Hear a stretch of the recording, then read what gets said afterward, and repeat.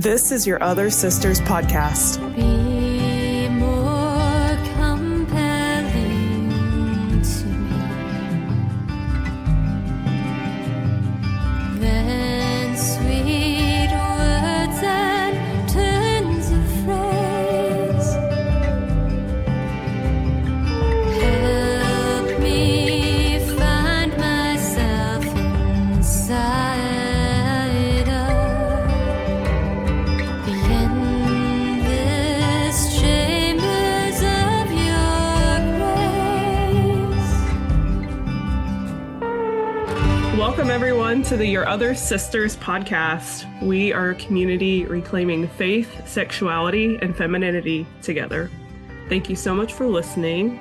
Today, joining me for the second time, we have Ashley. Hello. Hey, Ashley. And we have a newcomer and fellow YOSer, Tangle. Tangle, what is up? What's up? What's up? Sweet.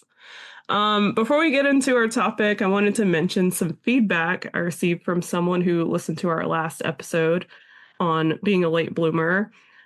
Since we're a new podcast and a new community, I want to make sure that I'm never in a place where I cannot hear admonishing or critique without doubling down or diminishing someone's concerns. And I believe that clarity is kindness and want to carry that principle over to anything I'm part of. So the comment reads, I really like the discussion as to why late blooming is so common for sapphic women. It put into words a lot of things that I've observed and experienced personally. And I'm excited to possibly see Comp Het brought again in future episodes. I also really liked Lynn's story about how she figured out her own sexuality.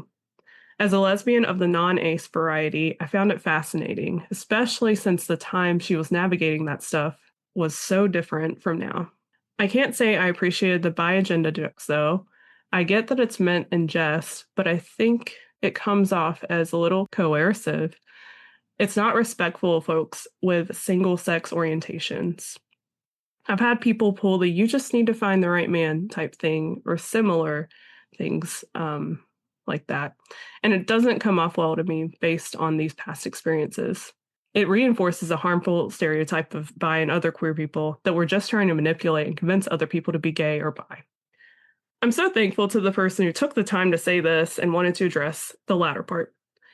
You know, the last thing I want to do is alienate someone, especially our audience who may experience alienation every single day, even from people who mean well.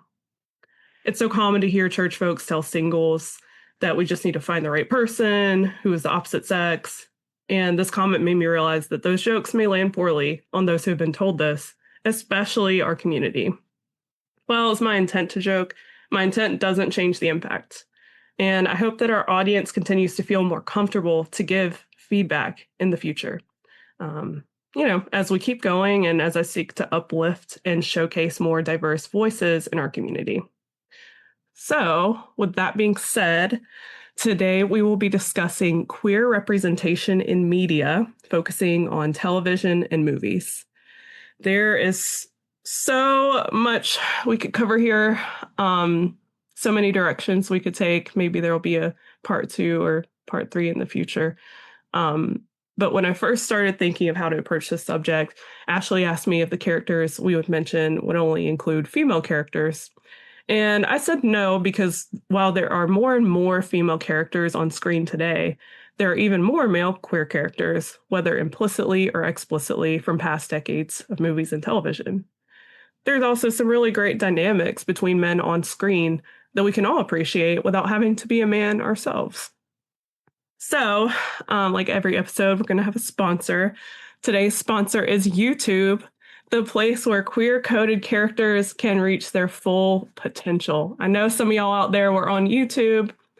You know, I was getting off the bus, 9th grade, doing my typing into the YouTube app. Parents aren't home. I was pretty sheltered, so I wasn't getting into the weeds of, just like soft porn stuff. But, I was getting into the edits of like Legolas and Aragorn and stuff. So, I had my moment, and I'm sure you did too. And leave a comment on this podcast if you too had this experience. So, getting into it, you guys, what are your favorite pieces of LGBT media? Wait, I have a question. Yeah. Because I've seen people online talk about this as like a common experience. Did you guys ever do the thing where you would like look up like girls kissing and then just like quickly exit out of it? I didn't do that, but like I've seen this online everywhere and I'm just kind of curious now. Heck no. Okay. I did not. I wouldn't even think of that. I wouldn't think of doing that. Okay. I didn't do exactly that because I am one of those, not the latest of bloomers, but it was definitely in my 20s. But in the old, like, I would say, what year did YouTube actually start? 2006, I think 7? so. Something like that. Mm-hmm. So like in the earliest of its algorithm, it still found me somehow. And I'd be like, oh, no, that. 2005 on Valentine's Day. Happy Valentine's Day, you little people. So somewhere around 2008, 2009, it was already doing its thing. Wow. Okay. Yeah, that was my question. I was just curious. Oh, yeah. Sweet. No, I never did that. No, I would have never done that. Now on Tumblr, that's a different story. The Tumblr showed me the things that I was not typing. Yeah. Whew. Yeah. So just to start our conversation, what are some of your favorite pieces of LGBT media? Some of my favorites, just straight off the bat, there's a movie called Saved that has a bunch of stars in it: Jenna Malone, Macaulay Culkin, Mandy Moore. It's there's a lot of different plot points going on, but I really like the gay plot point. I don't want to spoil too much, but if you've been my friend for like a year or so, I have shown you this movie. It's aged really well. It was in the 2000s and, leaves a lot of room for problematic stuff. Really good. A more recent thing would be Hacks, a show with Gene Smart and Hannah Einbinder. So many people in that show are gay of some sort, but it's also not like it's their whole personality. So like that. Those are the two that I can think of right now. I may add some more later. The one that off the top of my head, Arcane is probably my favorite piece of LGBT media. Not even just because of the LGBT part, it's just like genuinely a good show. There's a lot of representation of like different types of women and different orientations. And I just think it's really cool. I just really love it. Yeah. Yeah. And even early on, that brings up a good point of like sometimes LGBT media is like kind of performative. Like it just has gay characters for the sake of gay characters, and the story's not super compelling. So yes, I appreciate when that happens. Oh yeah. Another one that I'm thinking of right now, it's a hard watch, but it was incredibly groundbreaking when the movie was first made. It's based on a novel called The Children's Hour. It has Audrey Hepburn in it. It was released in 1961. Wow. And yeah, it's basically like a lesbian storyline. I won't give too much away because I think it's a really cool piece of like film history and LGBT, especially lesbian history. Sweet. But it's like basically it just is. It's basically based on the truth that like one lie can totally destroy someone's life. Yeah, really good. Really good stuff. Definitely recommend anyone to watch it. It was very bold. It violated the Hays Code, which I will send a link or put the link in the show notes if anyone wants to go down that rabbit hole. You named something I've not heard of yet, which is Yes. impressive. Ooh. Yeah. It's very strict code that started in the 30s of like what films could portray. I Okay. remember reading about it on TV Tropes because I used to like binge Yes. TV Tropes all the time. Yes. Yes. Which I love. I love that film stuff. How about you, Ashley? So, like, if you're going for like one of my favorite probably pieces of media, period, even before I realized the connections it had to it, is Fried Green Tomatoes. Every time. Classic. That's a great film. I didn't read the book till the pandemic, which like it is more direct, but it's still not.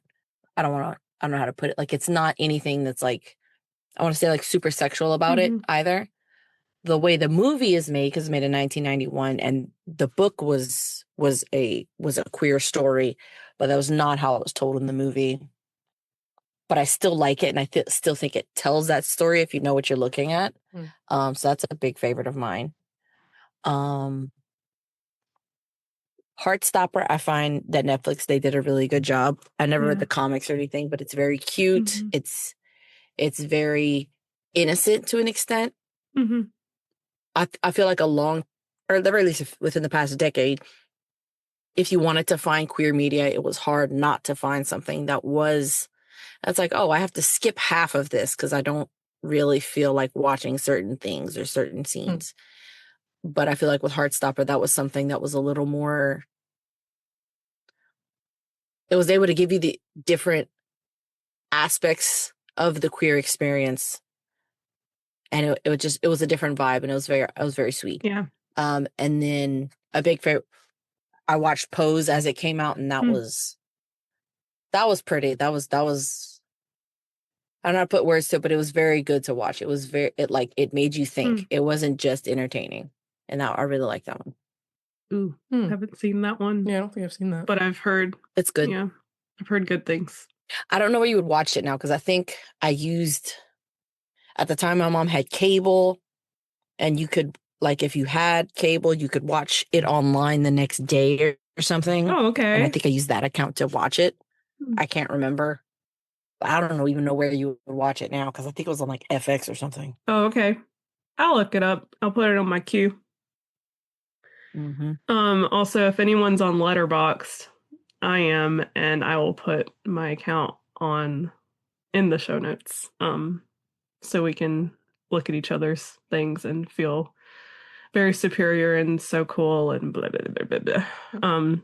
Letterboxd it's just a free, kind of like Goodreads or something, like you review movies, but it's fun. It's cool.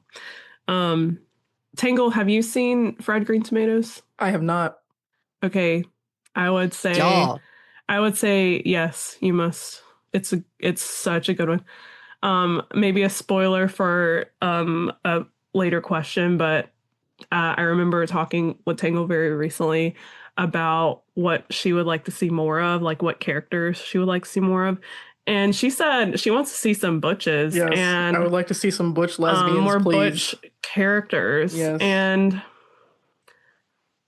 there's, TV has a hard time with that. Yeah, TV's no. I mean, I would say like one of the only things that I've seen it really in a lot was when I watched Orange is the New Black, and that's to each his own judgment if you want to watch that or not. But that had it, and even they wrestled with it on screen in the narrative that it was something you didn't see every day, and like the ins, not all of it, but some of the ins and outs of that like identity and that type of person. But no, it's not something that the screen really knows how to do well because it usually becomes like a caricature almost. Yeah, absolutely. Yeah, another example would be like A League of Their Own. A League of Their Own. Yeah, A League of Their Own. The show and the movie, right?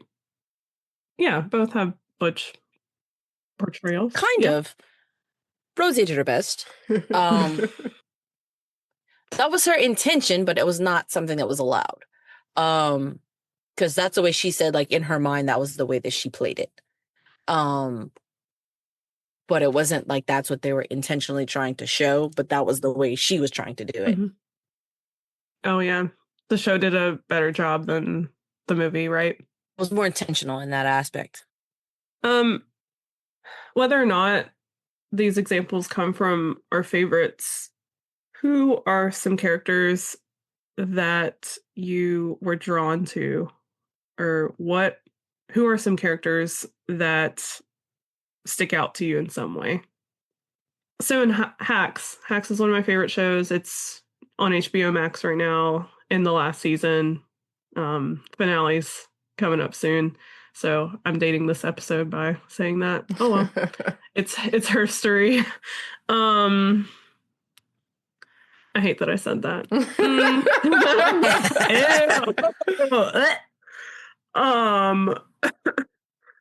But one of the main characters is this Gen Z writer. So it's about a boomer comedian who is trying to get a second shot at her career, and then she ends up hiring this writer who's Gen Z, and I unfortunately see a lot of myself in her, given that she's a little she's a little pretentious, and like at best she's very like socially conscious and an amazing problem solver, but she's canonically bisexual, but that's probably the least interesting thing about her, which I really like, kind of like what we were talking about before when Tangle was mentioning, like, you know, you don't just like Arcane because it's got queer characters, but it's genuinely good. The show is genuinely good, and Ava is her name. Ava is written really well, and so multifaceted, and I like, personality wise, I actually see myself in her, for better or for worse. I'd have to say for me it would probably be Vi from Arcane, just because like she has a similar personality to me. She's also like canonically butch and lesbian, and like it's an important part of her character, but it's not like her entire character. And it's just, I don't know, it was just really cool to see someone who I relate to so much be represented really well and just be like an amazing character overall. And I think it did push me at the time, because I think before the show came out, I was more like, oh, I'm just like tomboyish and I prefer to just do more masculine things. And then after seeing her, I was like, actually, I don't know if I want to do like feminine things anymore or present in that way at all. So it kind of pushed me to identify more as butch and like pursue that because of her. So yeah. Also, she helped me realize that I was gay because I saw her and Caitlyn on screen and I was like, I'm a little too invested in what's happening right now. You're just a really good ally. Yeah. Yeah. This whole thing, right? For sure. And even though some people didn't like this storyline, I liked the interaction with Robin and Jonathan and things. Yes. You're like Tangle is she cutting out for you a little bit? I know I got Robin and her girlfriend Okay. from Stranger Things. I did catch that part. Yes. No, I said Robin and Jonathan. Robin and Jonathan, okay. and Will? The younger brother? Or Will. That Will. one. No, Jonathan. yeah. I don't care what him. Okay. Will. Yeah. See, like I said, I'm Oh, blanking for I'm no reason. so glad you mentioned that, because I love How that did I too. I blank? love that too. Oh. that was. It wasn't their best season of Stranger Things. I'm not going to argue that with anybody. But no. that episode had so many good points to it. And that interaction that she had of just being an older person who just had like this much more experience than him, like almost nothing, but just like, it's not about everybody else. That, I think that was a good point, went over a lot of people's head for whatever reason. Absolutely. Yeah, honestly, the Stranger Things like discourse around like Will's sexuality and coming out like frustrates me so much, because like you can debate how It was well ridiculous. it was handled, but I think like one, they were kind of hinting that he was gay since the beginning. Like if you didn't see that coming, I think it was handled well. yeah, I mean, I do. I think so. But I don't know. also it's just it being an important part of his character and like him kind of learning to like trust himself and love himself and discover his self-confidence through coming out, I think was really good. Plus, like, it was relatable to me because I remember the first time I came out and I was terrified in a room of people that I cared about. And I was like, I just kind of blurted it out. And everyone was like, oh, like they were very understanding and kind about it. And it was very stressful for me. But at the time, it was like very important that I did that. Yeah. So, yeah. The reason why he did it, I said, made perfect sense to me. People said it was weird. I heard so many, even people that liked the show, they were like, it being his superpower is dumb. I was like, God, no one pays attention. True. So true, bestie. The AA meeting vibe of the coming out was weird. Yeah. I'll say that. But it made sense as to why he came out when he did. I thought it made sense and I liked it. Yeah. Yeah. Me too. I mean, yeah, it was goofy how, and it's like, dude, the world is ending out there. We're sitting here for a little bit. But at the same time, he had, I don't think people are getting like, that was such a moment of shame. Like, Vecna gets you at your weakest point, and that's what I'm saying. Like, he was literally, like, the whole other season was like killing people just through like their shame, you know, hallucinations and stuff like this, Yeah. and their shame and like all this stuff. And it's like, and everybody just throws that out the window. I was like, that was the coolest part about the best season they had. Yes. Yeah. Absolutely. Yeah, I think media literacy is down, unfortunately. Oh, it really is. It is. And people see what they want to see. True. For sure. So true, bestie. So true, unfortunately. But no, gosh, that's such a good one. It's such a good one. Hopefully that will be the picture of your other family. Yeah. I think I sent a screenshot of them walking around, and she's kind of telling him about her first female crush. And I think I sent it to Tom or Jesse, and I was like, the future of Yoff, or like Yoff goals. I love that. Well, yeah. I thought it was super sweet, and again, like not a super like hypersexual, like not sexual at all, representation. So I really appreciated that. Also, nobody has time for sex. These Demogorgons are everywhere, and Vecna's everywhere. Yeah, see, that would have been much. Yeah, no, that would be too much. I mean, wait, didn't Jonathan and Nancy have sex though? They did. Second season? Early on. I remember that. Jonathan and Nancy. And Steve and Nancy, the very first episode. Oh, yeah, I don't even remember season, that. Yeah. Mm-hmm. I low-key don't even remember that. Yeah, that bad things happened. Yeah, I do. I remember. Yeah, that's when like her friend Barb. Yeah, Barb. The main plot point. Oh yeah, see, that's what happens when you have sex. It kills your best friend. That's right. If it doesn't kill you, it kills your best friend. So you better calm down. See, that was like Nancy's driving point. Yeah. Who cares? It stole my brother's best friend. Like it killed mine. Yeah. Yeah. Which Barb, okay, queer coded? Yes or no? I could see it.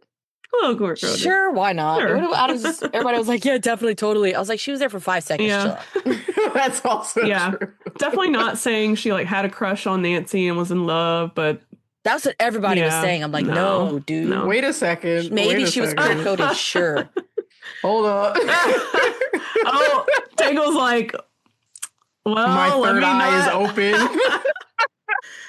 Wait a minute now. Now I'm thinking about it. I did not even wait, consider that the as a math. possibility. The math is crossing your face. Yeah, confused math lady. Kind of taking a little bit of a different direction. Who are some characters that you were drawn to, maybe you were attracted to, or any other characters that you related to in some way? To be honest, I don't have a great answer because like a lot of the characters that I thought I was attracted to as a child, like looking back, I was like, I don't think I was attracted to any of these characters. I think I just thought they were cool. And because they were male characters, I was like, okay, well, if I think they're cool, that means like I gotta be attracted to them, right? So that's, I mean, I was drawn to like female characters that were more tomboyish or masculine in presentation, but I can't necessarily say if I had a crush on them or not, because a lot of my feelings pre coming out are a little confusing and weird. But yeah, like Toph from Avatar, I love Toph. She's great. Like any characters like that were women, but also were like tough or masculine are the ones that I was drawn to. But I'm not sure if it was explicitly crushing or if I just thought they were cool or both. Yeah. Yeah, that's fair. You know, okay, I have a very unhinged one. But apparently I'm not alone, according to the internet. Unbeknownst to me at the time, because I was also a late bloomer, callback. Esther in VeggieTales, the green onion. Yeah, I know. And I don't know. It was like the overall vibe, and they drew like her hair was so pretty, and I don't know. Like, y'all pray for me. What is wrong with me? She was drawn like really feminine for a I vegetable, know. to be fair to you. Like I've seen screenshots and I was like, why'd they have her doing all that? Why she shaped like that? I'm not. That's not going in here. Also, It's gotta, please. Oh God. Okay. You know what? That's fine. They gave the onion a face card. I guess it's not your fault. Yeah. Okay. Thank you. Yes, they gave. That was good. They gave the onion a face card. That's correct. And that's also why I feel very comfortable saying that I'm pansexual, because people say that people who are pansexual like go off the vibes, and I feel like that's a very go off the vibes kind of thing to do. To be crushing on a vegetable. Fair. And vegetables go in the pan.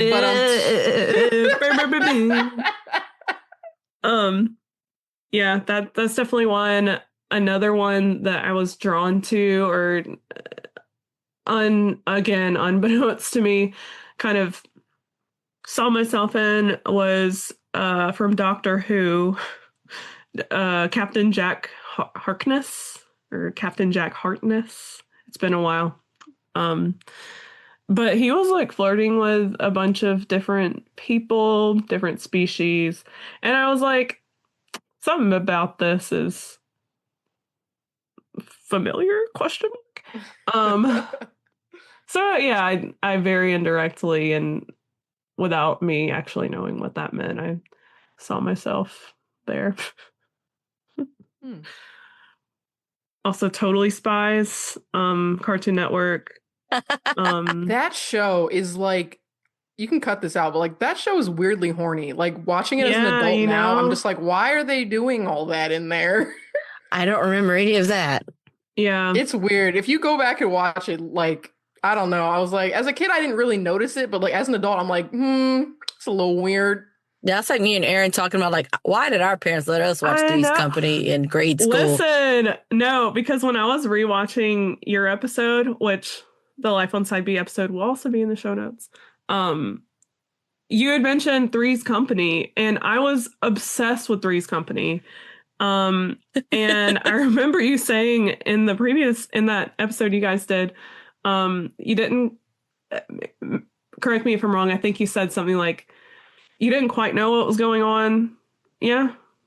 Or well, I mean, like I said, all the innuendos, the adult themes, I obviously didn't know what was going on. Kind of, sort of, because there was stuff that was pretty direct. Yeah. But I didn't get it. And then I watched it as an adult and I was like, oh God. Yeah. It was, I thought it was here and there, and it was the whole show. Yeah. But that was because that was the first time I had been introduced to what gay was. Yes. Yeah. Was Jack Ritter pretending to be gay so he could split rent with his two girlfriends. Yes. Friends that are girls. Yes. Yeah, the landlord was like, fine. Yep. But the landlord was also like, I don't know, kind of Oh, the landlords were weird. disgusted and weird. The landlords were weird. hmm Well, yeah, because you had Like, to play ugh. it that way. Everyone was homophobic back You then. know what? Yes, don't be anachronistic about this. Homosexuality was a mental illness until 71 in the DSM. Holy moly. So yeah. No, I loved that show. I think that also kind of inspired me to have a desire to like live with different people and like intentional Roommates. community or something. Yeah. For some let's reason, go. it just like resonate. Like, man, it seems like they're more than even though they changed Chrissy and Yeah, Suzanne Summers got the boot, yeah, but it just felt a little they were a little community. Yeah. You know, they were best friends. Yeah. You know, and they looked out for each other. Like the whole point of like they Yeah. covered for Jack. So yeah, that was something I was drawn to as well.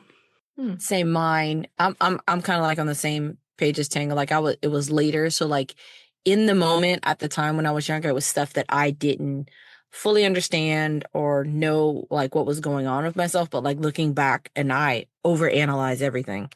Like two that probably stuck out to me. Like we used to watch Star Trek as a family when I was a kid when Voyager was coming out on TV, and I had a full on crush on Seven of Nine, but I didn't know that's what it was. And what was her name? Whatever Keira Knightley's character was on Pirates of the Caribbean. when it came Elizabeth out. Swan, girl. Oh, yeah, Elizabeth Swan. yeah. I know the actresses' names. Yes. But I remember when I was like 12, and that's at the time where like everyone's developing and discovering the world, and everybody was obsessed with what's his face. Oh, Orlando Bloom. Yeah, Orlando Bloom. and yeah. Johnny Depp. Yeah. More Orlando Bloom. Johnny Depp looked like he came out of a trash can. Hey now. I was obsessed with all three of them.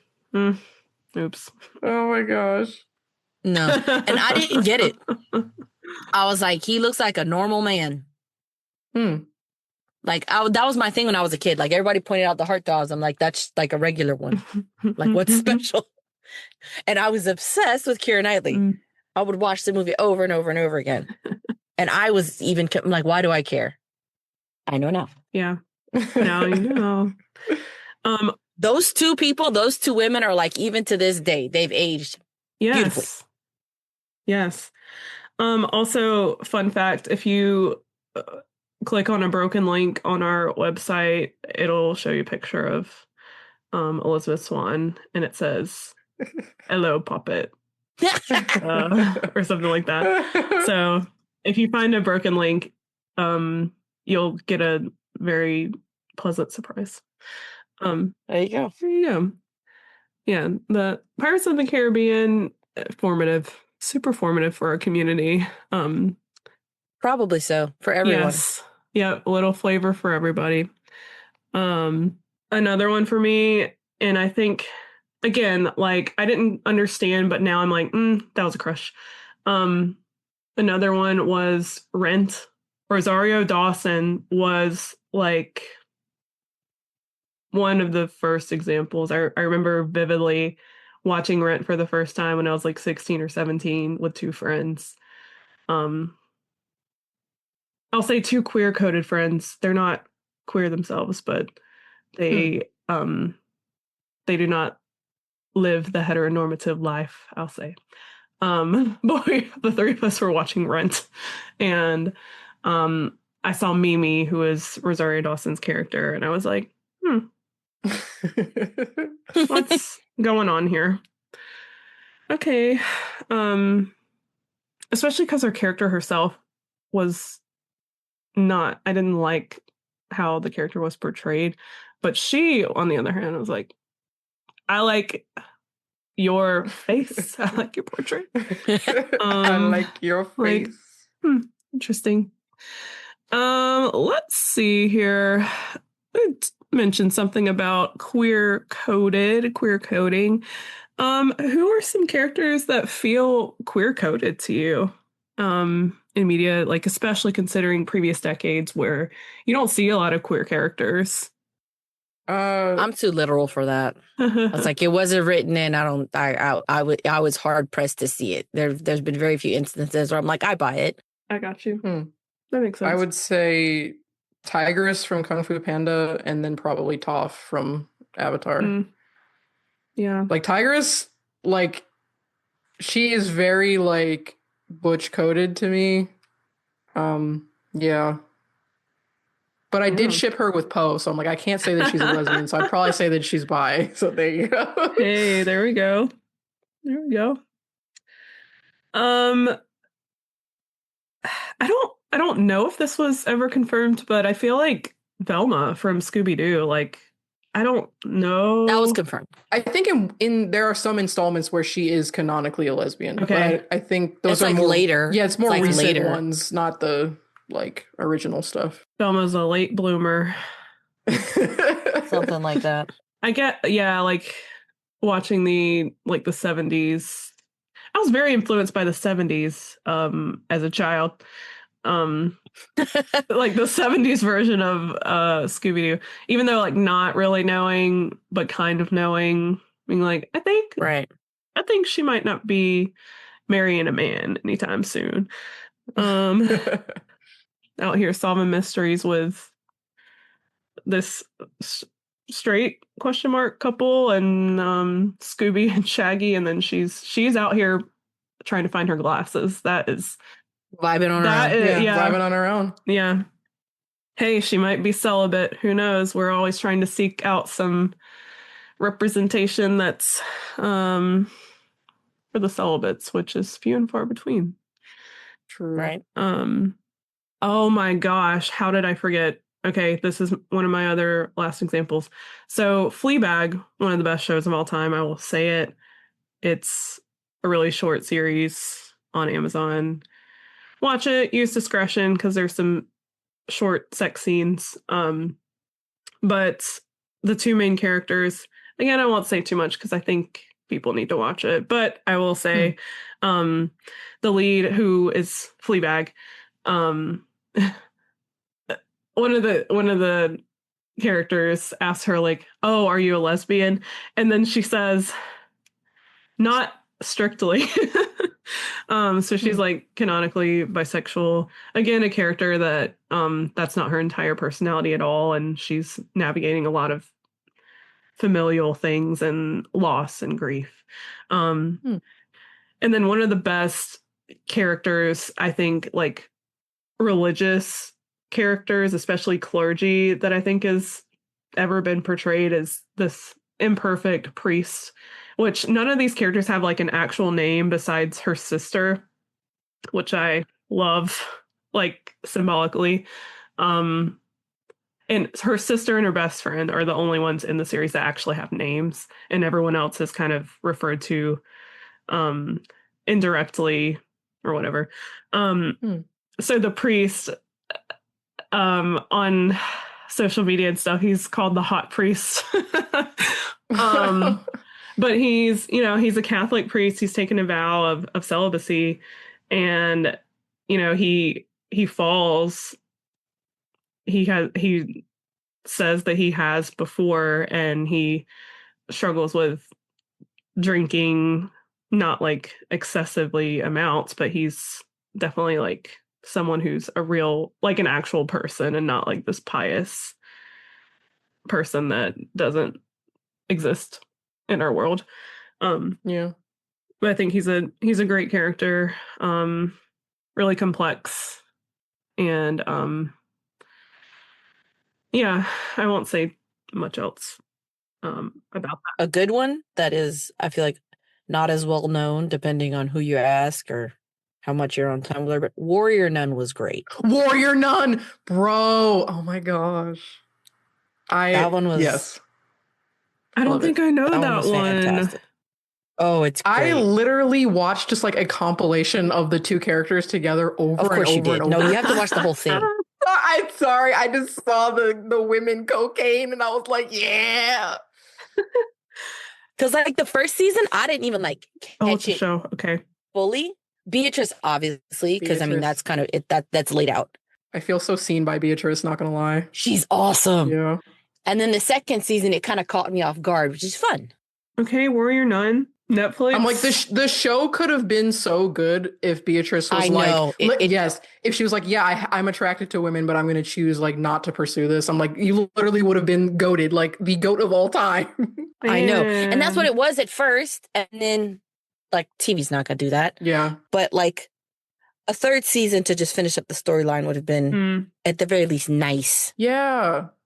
I heard that it basically got canceled, which sucks because I was like, Oh, yeah, no, it got scrapped. It was Yeah. terrible. Oh man. I love Sucks. Beatrice. I love her.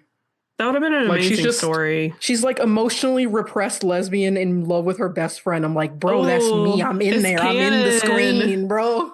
It's canon. We can't interfere. It's a canon event. It is a canon event. Kind of on that note, what types of characters or stories would you want to see portrayed in media besides that one? I mean, that would be incredible. I would like to see more celibate representation, honestly. I think that'd be really cool. Or like, honestly, more like side B representation. Or even just like good religious representation. Like, it's hard to even find like good religious representation of like straight people, let alone like gay religious people. Absolutely. Yeah. Another plug, another great representation of a religious person. I think the greatest is Wake Up Dead Man, the third movie of Rian Johnson, Glass Onion trilogy. Incredible. I heard about that character. Yeah. Oh my gosh. I need to watch that movie. It's that character is so well done. Yeah, I would love to see stories that kind of tackle the complexity of not going after every pleasure and not in a way that is so detrimental, you know. The world obviously is going to say, you know, fulfill every desire as you do you, listen to your body, you know, and that gets to a very voyeuristic type of place, and sometimes even like selfish, self-seeking, self-centered, you know. And we're called to deny ourselves. And I would love to see like a good Christian media. That would be amazing, but I'm working on it. I am working on it. Yes. Love that. Yeah. Well, while we're doing this, Tangle, would you actually plug your version of queer media? We want to represent your own media. Yeah. So my current venture is a small indie animation studio called Thornforge Studios. Our main export right now is actually our own podcast called Fireside Forge, and most of the episodes are about media of some sort. Eventually, I would like to make some short films and cartoons. A lot of the things that I specifically have ideas for do kind of revolve around celibacy or same-sex attraction or faith in some capacity. Though I don't want to limit everything that we produce to being that, but that's the stuff that I'm passionate about. So if I'm like creating something, it's probably going to involve those things in some way or another. But yeah, we're a small studio right now, but we're hoping to get things going. So, you know, yeah. That's cool. That's awesome. Again, in the show notes, you'll find more information on Tangle's animation project, filled with links to all platforms that she is on.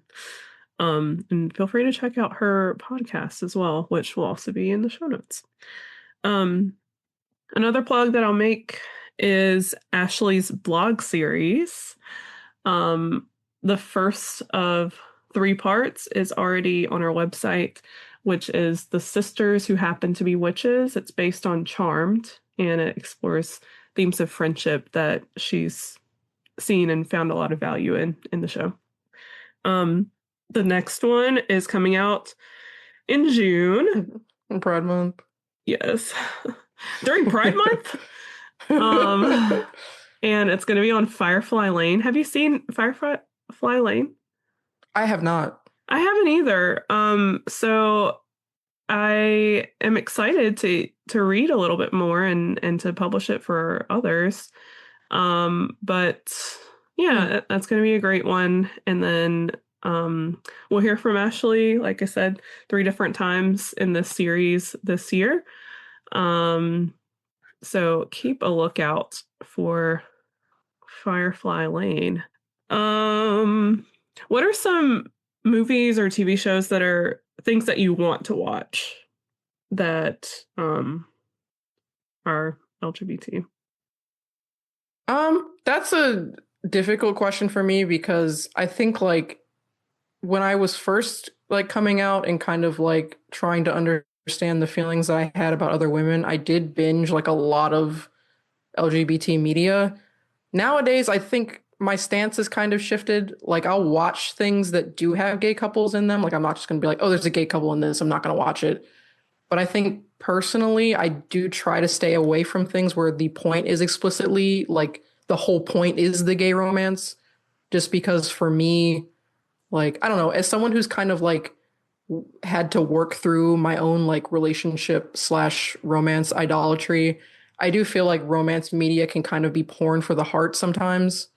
Yeah. So I try to be very careful as to what I consume, especially if it involves 2 women, because I know that I have an emotional attachment to that I don't have with like other types of couples. So the answer is really I don't know.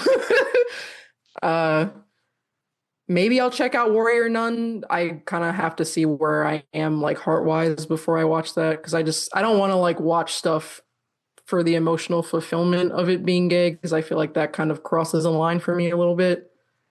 But yeah, I don't know. I'm not opposed to it. I just try to be very careful about it, if that makes sense. That was not probably that was a rambling answer, but that's my answer. No, that's your answer. And that makes sense. I'm like kind of on a spectrum, and that doesn't mean I'm like not physically attracted to people, of course, because I'm not fully ace. I would say like gray sexual. There's definitely things that I've watched that I'm like, man, that was not beneficial to me, and I sat there and watched the whole thing for the sake of like good storytelling, which I think that everything can be redeemable, but that doesn't mean, like I need to watch it. And everyone like should act according to their own conscience and their own convictions. So I will also not condemn someone for having a different conviction than I do. Yeah, makes sense. But yeah, I like I love a good story, and I love a diversity of storytelling, which is good because I'm doing this. But yeah, I love a good queer story. Yeah, like the main thing that I'm watching a lot right now is like a show. It's an indie show called Hell of a Boss. And it does have a lot of LGBT representation, but I'm more comfortable watching it because it's 2 men and I don't necessarily have the same like I know that I can look at it academically and I'm not just like, yay, the women are holding hands, yay, they're kissing. Like it's a little different. So I feel more comfortable watching that. But yeah. It's like I don't completely avoid LGBT media. I just try to be kind of careful as to what and why I'm consuming certain things. Yeah. Yeah. For sure. Okay, perfect. We are about to do this lightning round. We've been talking about queer coded characters, and we know that most, if not all, Disney villains are queer coded in some way. They got the green, they got the purple, they got the ambiguous colors, stigma, all that. We're going to do a lightning round of Disney villains plus villains in general, we're going to say. And we're going to say what we think their sexuality is. Okay? We're going to start off with Ursula. Now, Ursula was inspired by a drag queen, yes. And what is Ursula's sexual orientation? Either still a drag queen or man-hating lesbian. There you go. Ooh, That's what I got. I think That's what so. I got. Yeah, Ashley says gay man. Yeah, I see that. Like she could be a radical man-hating lesbian. Yeah. Okay, Scar. Gay. Yeah. Old An old gay. gay man. Yep. Old gay. Bitter gay. Yep. He just wants to be his brother. He wants to be king. Yeah. A little bit of a diva, you know. Jafar. Jafar from Aladdin. Over these men. Over. Yes. Goes where the wind takes him. Absolutely goes where the wind takes him. He's always read bisexual to me. Yeah, I think so. Yeah. Him from the Powerpuff Girls, honorable mention. The most flamboyant gay man ever. Absolutely. And Ashley, when we were talking earlier, she said he's a younger Scar. Yeah, definitely. Him is a major diva. Absolutely. Like those heels, I mean, gosh, you go. I remember like watching that as a child, like watching Powerpuff Girls as a child. And have you guys seen the meme with like the dog looking at the camera and there's like the rainbow flag, like the like that meme? I'm like, that was me watching that even as a kid. I was like, something's going on. What's happening here? What do you think about Mojo Jojo since we're here?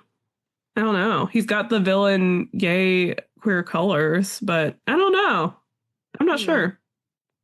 I don't know. If anything, he feels ace to me, maybe. Yes, that's exactly what I had in my mind. Yeah, I think so. All right. Well, that is it for our podcast. And thank you all for tuning in. Thank you, Tangle and Ashley, for joining me. Thanks for listening. And remember, you are not alone. Every sparrow finds a home. Yeah. Thanks for listening to Your Other Sisters podcast, a production of Your Other Family. We'd love your feedback.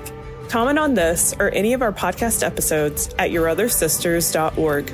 You can also call us to ask a question or share a brief story at 1-706-389-8009. If you enjoy this or any of the shows on Your Other Family Podcast Network, consider rating and reviewing us on Apple Podcasts. And don't forget to subscribe on your favorite podcast app. You can also follow our family of socials on Facebook and Instagram at Your Other Fam, Your Other Sisters, and Your Other Bros, and on YouTube at Your Other Fam. Finally, if you enjoy our content, consider giving to support our nonprofit ministry. Check out our YOF giving link in the episode description. For membership in our YOS and YOP communities, submit an inquiry at yourothersisters.org/membership or yourotherbrothers.org/membership. There's always room for one more sparrow in our nest. Until we journey next time, we're glad you're with us.